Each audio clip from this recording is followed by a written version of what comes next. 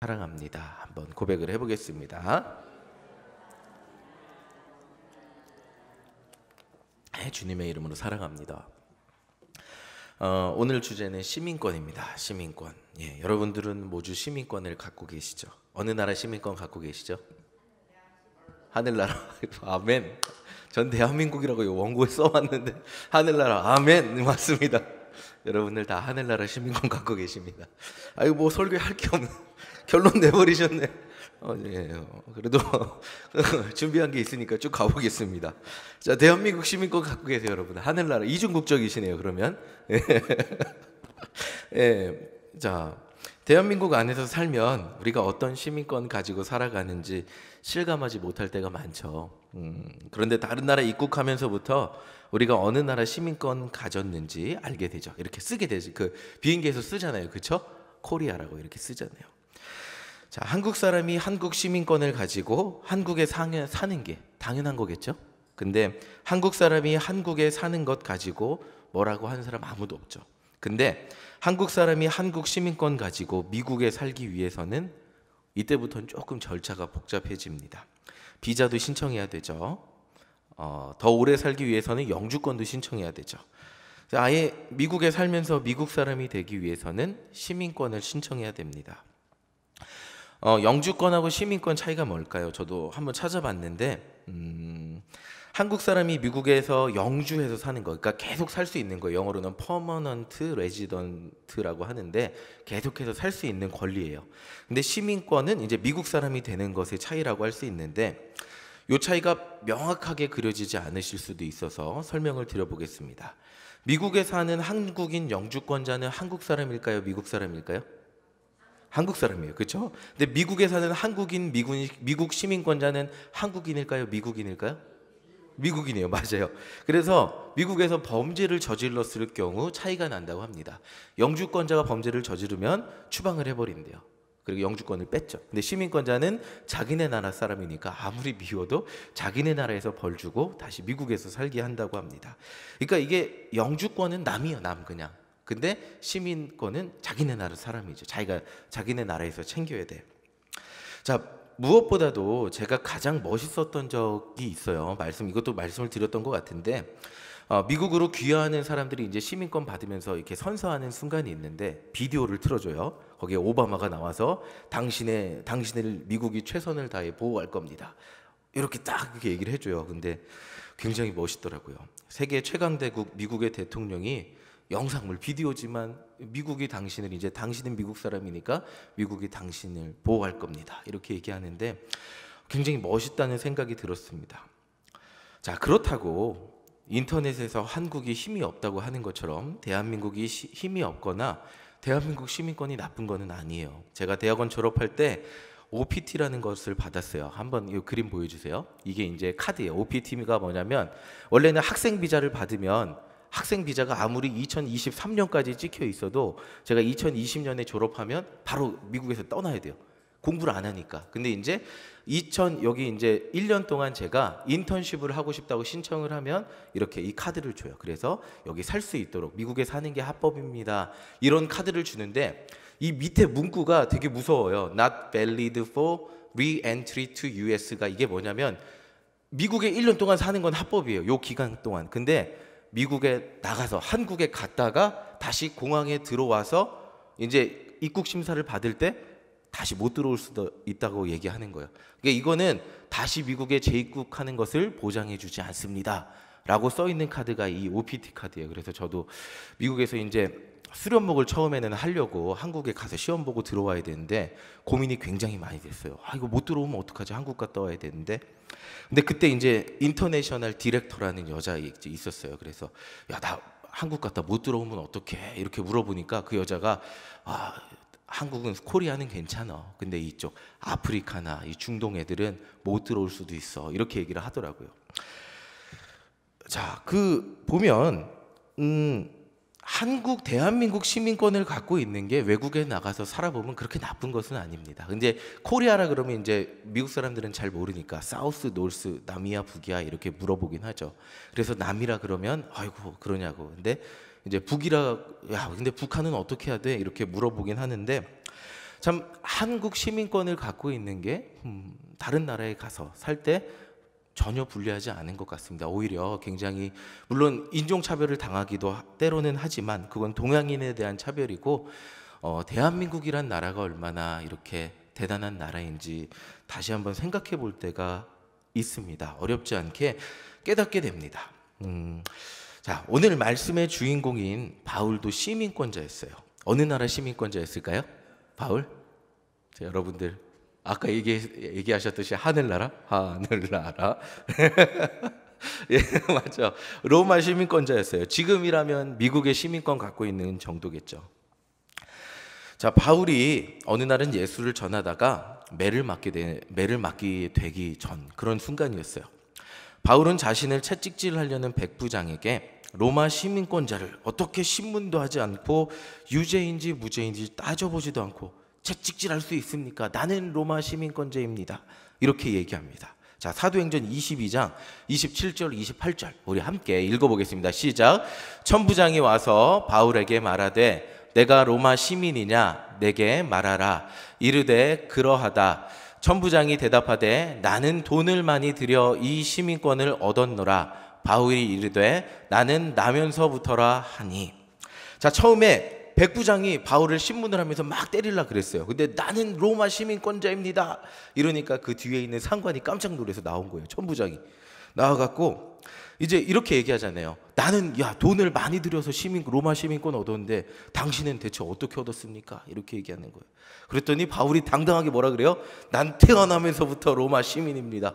이렇게 얘기하는 거예요. 그리고 이제 그 다음 구절을 보면 이제 두려워한다고 나와 있어요. 이 바울을, 로마 시민이었던 바울을 겁박했던 것을 두려워한다는 구절이 나와 있어요. 자, 이 로마 시민권이라는 것의 힘이 엄청났습니다. 이 천부장, 그 당시 세계 최강대국의 로마 군대의 1000명의 군사를 거느릴 수 있는 그 천부장도 쩔쩔매게 하는 것이 로마의 시민권이었습니다. 바울은 외적으로는 거의 대단했던 사람이죠. 자, 바울은 또 반대로 로마 시민권뿐만이 아니라 율법적으로도 완전한 유대인이었죠. 우리 빌립보서 3장 4절 5절 함께 읽어보겠습니다. 시작.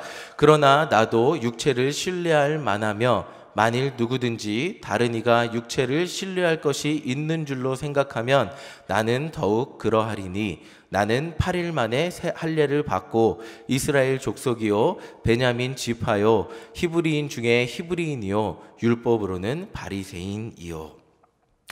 바울은 유대인의 율법에서 보면 하나님 앞에 완벽했던 사람이었습니다.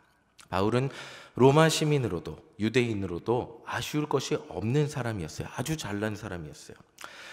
누구나 바울이 가진 조건들을 부러워할 수밖에 없었죠. 근데 바울은 자신이 가진 조건들, 그것들을 이렇게 표현하죠. 3장 7절 보여주세요. 함께 읽겠습니다. 시작. 그러나 무엇이든지 내게 유익하던 것을 내가 그리스도를 위하여 다 해로 여길 뿐더러. 바울이 가지고 있는 이 자랑스러운 스펙을 다 자기는 스스로 해롭다고 여기고 있습니다. 바울은 자신이 하나님 앞에 완벽하다고 생각하며 살았는데 그것이 아니었던 거예요. 자기는 하나님 앞에 최선을 다하며 살았고 하나님 앞에 이 정도면 충성된 인생이라고 생각하며 살고 있었는데 예수를 만나고 보니까 그것이 아니었다는 거예요.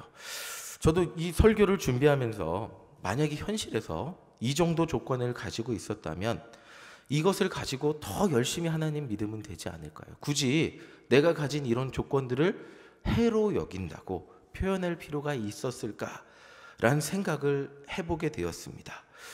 저도 하나님 믿으면서 좋은 외적 조건을 갖고 그것들을 가지고 또 하나님을 열심히 전하며 보다 뛰어난 사람, 남들보다 영향력 있는 사람이 되기를 원하며 살기 때문입니다. 저도 그러길 원하고 살고 있죠. 근데 바울은 자신이 가지고 있던 이 모든 외적 조건들을 모두 다 해롭다 이렇게 표현하고 있습니다. 자, 이 바울의 말을 이해하기 위해서는 바울의 회심의 과정을 살펴보아야 해요. 바울의 회심의 과정은 세상에서 잘 생각해 보세요. 세상에서 정말 하나님 모르는 이방인으로 개판 5분 전으로 살지 않았어요. 바울 그렇게 살지 않았죠. 바울 막 그냥 세상에서 방황하다 나 주님을 몰랐네 이런 삶을 살지 않았잖아요.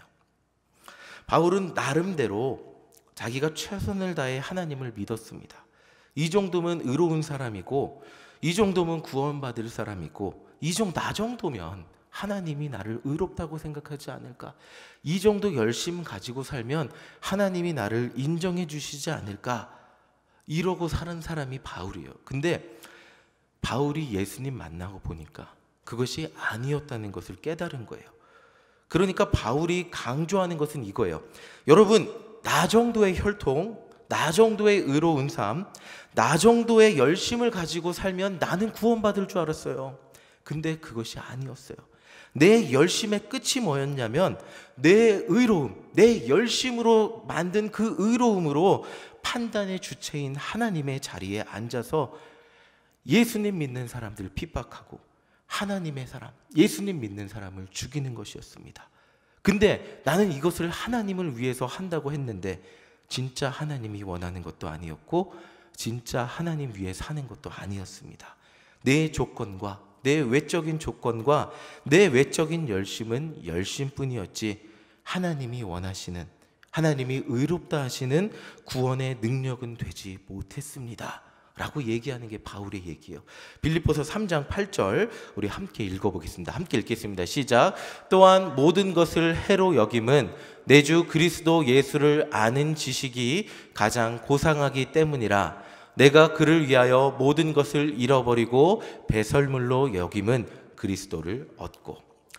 자, 결국 내가 예수님의 십자가 앞에서 내가 서보니까 내가 가졌던 조건들, 남들이 그렇게 부러워하는 조건들, 그것들 나를 구원시켜줄, 의롭게 만들 조건이 아니었고 그저 배설물에 불과했습니다 라고 고백하고 있는 것입니다. 이 당시 가장 잘난 사람 중 하나였던 바울은 자기 자신의 그 잘난 조건과 신념을 내려놓았습니다. 그리고 바라본 것이 십자가입니다. 빌립보서 3장 9절 함께 읽어보겠습니다. 시작. 그 안에서 발견되려 함이니 내가 가진 의는 율법에서 난 것이 아니요 오직 그리스도를 믿음으로 말미암은 것이니 곧 믿음으로 하나님께로부터 난 의라. 바로 예수님 믿음으로써 난 의입니다. 가난한 사람도 부자도 여자도 노예도 이방인도 할례를 받지 않은 사람도 하나님 앞에 예수만 믿으면 의로운 사람이 될 수 있다는 것입니다. 자, 사도 바울은 예수님 만나기 전에 이것을 인정이 되지 않았어요.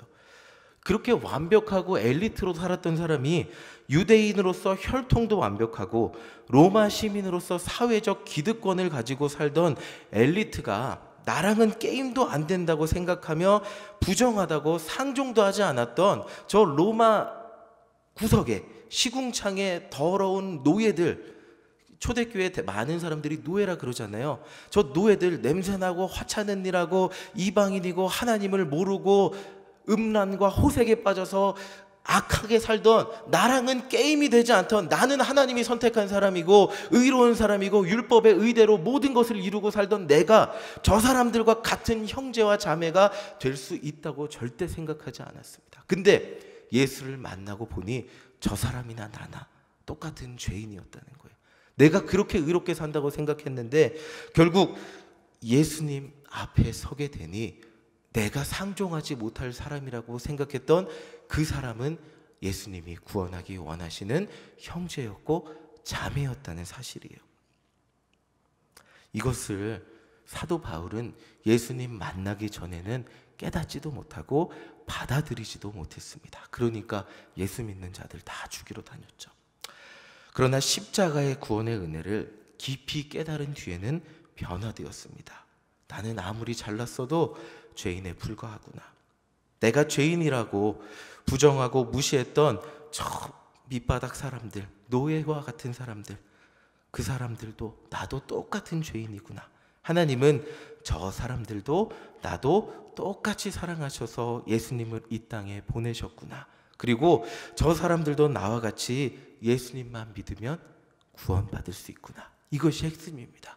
나와 급이 안 된다고 생각했던 저 밑바닥의 사람도 예수님만 믿으면 구원받을 수 있고 한 형제와 자매가 될 수 있구나. 이것을 깨달은 거예요. 이 마음의 변화가 생겼기에 자신이 가졌던 모든 사회적 엘리트의 조건들, 사람들을 차별하고 구별하고 내가 위에서 사람들을 아래로 봤던 그 시선들, 그 조건들을 모두 배설물과 같이 여겼다고 말하고 있습니다. 내가 지금까지 위에서 사람들을 아래로 보면서 구원받지 못할 사람이라고 여기며 살았습니다. 나는 의로워서 구원받을 수 있지만, 그래서 지금 나를 남들보다 특별하게 만들어주는 모든 조건들은 다 배설물과 같았습니다 라고 고백하고 있는 것입니다. 예수님은 하나님의 아들의 신분을 버리고 가장 낮은 자리에서 죄인을 구원하기 위해 죽으셨듯이, 나도 내가 가진 모든 조건들 내려놓고 이방인들 선교하는 그 사람이 되기를 소망하기 때문입니다. 이렇게 얘기하고 있는 거예요. 이렇게 바울이 예수님의 십자가 복음의 정수를 마음속 깊숙하게 깨달았을 때, 이게 정말 깊숙하게 깨달아져야 돼요. 그때 삶의 방향이 완전히 틀어진 거예요.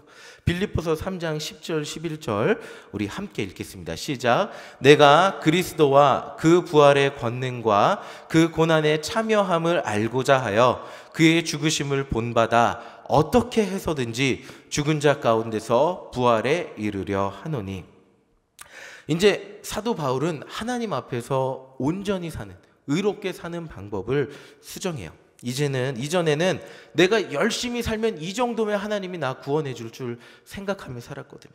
근데 지금은 예수님이 가신 길을 따라서 낮은 자의 삶을 사는 것으로 수정을 합니다. 하나님 앞에 의롭게 되는 길은 오직 예수님 십자가를 믿고 따르면서 예수님을 전하는 것밖에 없다는 것을 깨달았기 때문이에요.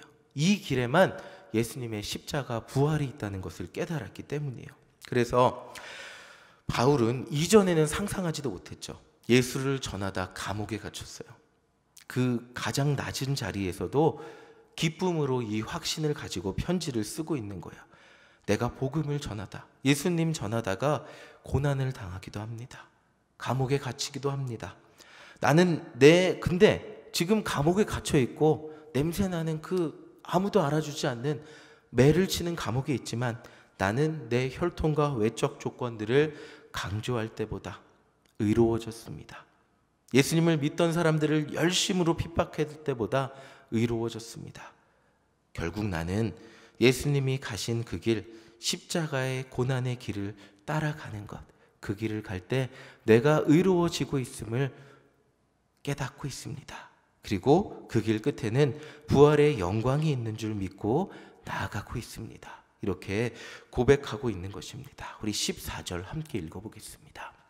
함께 읽겠습니다. 시작. 표대를 향하여 그리스도 예수 안에서 하나님이 위에서 부르신 부름의 상을 위하여 달려가노라. 이제 감옥에 갇혔어요. 지금 이 편지를 쓰는 상황이 감옥에 갇혔는데, 누군가는 감옥에 갇혔으니까 무능해진 바울이라고 표현할 수 있을 것 같습니다. 근데 바울은 자신이 감옥에 갇혀서 무능한 사람이 된 것이 아니라, 지금도 감옥에 갇혀서도 그리스도 예수 십자가 복음을 포기하지 않으며 전하며 살고 있고, 부활의 영광을 목표로 포기하지 않고 살고 있다고 전하고 있습니다.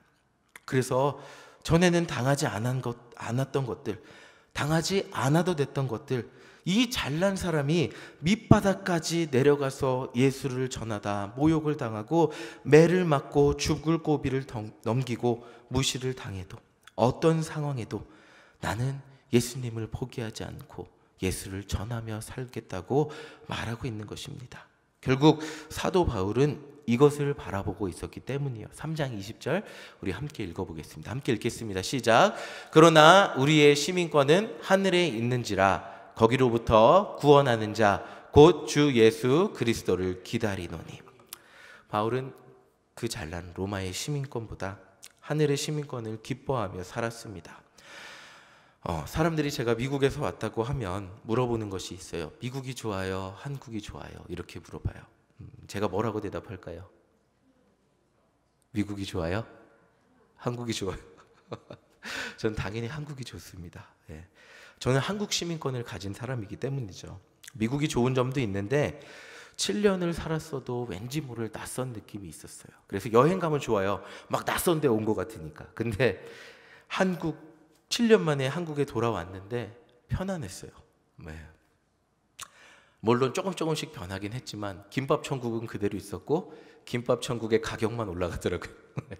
네, 메뉴는 똑같고 7년 만에 왔어도 편안한 곳이 한국이었습니다. 그 이유는 제가 한국에서 자랐고 한국의 시민권을 가진 사람이기 때문입니다. 우리는 예수님의 십자가의 은혜로 구원받고 아까 설교 처음에 말씀하셨듯이 하늘의 시민권을 가진 사람들입니다. 근데 이 세상을 살아가다 보면 아직도 로마의 시민권을 부러워하며 살게 되는 순간들이 너무나 많이 있습니다. 세계 최강대국 미국으로 공부하러 가는 유학생들은 많은 꿈과 목표를 가지고 야망을 가지고 공부하러 가는 경우가 많이 있습니다. 저도 미국에서 유학하면 뭔가 달라져도 달라질 줄 알았어요. 근데 미국이라는 나라가 미국 학교의 졸업장이 저를 뭔가 특별하게 만들어줄 줄 알았어요. 그런데 미국에서 7년 살고 보니까 미국이란 스펙이 저를 변화시켜 준 거는 아무것도 없어요. 네. 근데 미국이라는 광야에서 저를 인도해 주신 하나님의 은혜가 저를 변화시켰더라고요. 하나님을 더 믿게 만들었고 거기 섬과 같으니까 아무것도 없으니까 하나님만 바라보게 하셨습니다. 그 광야에서 예수님의 십자가만 바라보게 하시고 제 연약했던 믿음 가운데 하나님만 믿게 하셨어요. 중요한 것은 제가 미국에 있느냐, 미국 학교를 나왔느냐 이것이 아니라 어느 곳에 있어도 내가 하늘의 시민권을 가진 사람인 것을 믿고 기억하고 살아가고 있느냐라는 것입니다. 한국에 살면서도 목사로 살면서도 나를 성공시켜 줄 것이 미국 학교의 졸업장이고 박사학위라고 생각하고 산다면 저는 아마 사도 바울이 전에 가지고 자부심을 가졌던 외적 조건에 매여 사는 사람일 것입니다. 그러나 우리도 마찬가지입니다. 세상을 살아가면서 우리가 가진 외적 조건들이 나의 삶을 훨씬 풍성하고 다른 사람들보다 나은 사람으로 만들어줄 것이라고 생각하고 그것에 매여 산다면 우리는 사도 바울이 이야기했던 외적 조건들, 배설물과 같은 것들을 중요하게 생각하며 사는 사람일 것입니다. 우리는 이 모든 것들을 넘어설 수 있어야 합니다. 제가 어느 학교를 나왔어도 어떤 교회를 섬긴다 할지라도 어느 곳에 있다 할지라도 또 오늘 정말 몸이 아프고 피곤한데도 마음이 어려운데도 오늘 하루 그것과 상관없이 영혼 구원을 위해 쓰임받기만 한다면 저와 여러분들은 하늘에 초점을 맞추며 하늘의 시민권을 가진 삶을 살아가는 인생이 될 것입니다. 중요한 것은 내가 어떤 모습, 어떤 졸업장, 어떤 모습을 가지고 삐까번쩍한 모습을 보여주며 사는 것이 아니라 이 졸업장이 나를 특별하게 만들어주는 것이 아니고 이 명품 옷이 나를 특별하게 만들어주는 것이 아니고 제가 입은 거 명품 아닙니다.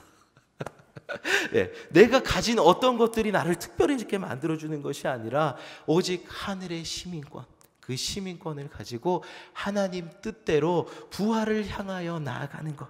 사도 바울은 내가 가진 모든 것 다 내려놓고 감옥에 갇혀서도 하나님의 복음을 전하는 것을 포기하지 않으며 살았듯이 우리가 어떤 환경에서도 오늘 몸이 좀 아프고 오늘 감정이 좀 예수를 전할 감정이 들지 않고 오늘 좀 내가 살아가는 환경이 힘들다 할지라도 내가 다른 사람과 비교해보니 삶이 어렵고 힘들다 할지라도 그럼에도 불구하고 예수를 전하며 사는 사람들은 하늘의 시민권을 가진 사람이라는 것입니다.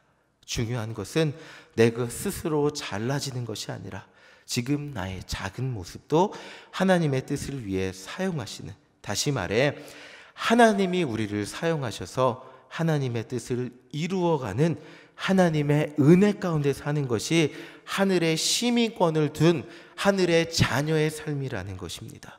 여러분들 어디에 초점을 맞추며 살아가고 계십니까?